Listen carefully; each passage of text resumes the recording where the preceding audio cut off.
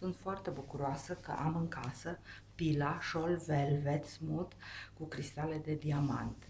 De acum voi putea să-mi îngrijesc călcâiele chiar la mine acasă, fără să mă mai deplasez la salon și astfel fac o economie importantă de timp.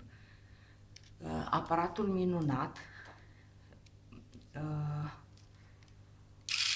m-a cucerit de la bun început cu forma lui prietenoasă și mă încântă cel mai mult faptul că nu are părți teioase. Pila Scholl Velvet Smooth are un capăt rotativ, abraziv, care se rotește și cu care ne putem curăța foarte ușor. Pila înlătură celulele moarte și pielea în exces, folosind-o foarte ușor. Dacă apăsăm mai tare, ea se oprește singură. După folosirea pilei Scholl Velvet Smooth, e bine să folosim cremele din gama Scholl pentru a îngriji picioarele și a obține o piele fină.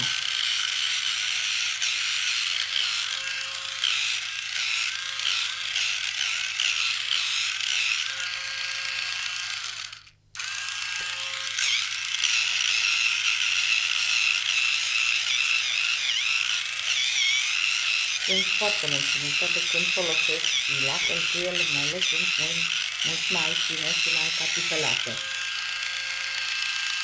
După ce folosim pila, gelul emolient Velvet Smooth cu vitamina E, caviar verde și ser marin îl punem în apă, în care ne vom înmuia picioarele pentru 15 minute. Astfel obținem o piele catifelată și picioare relaxate. După ce folosim gelul, mai există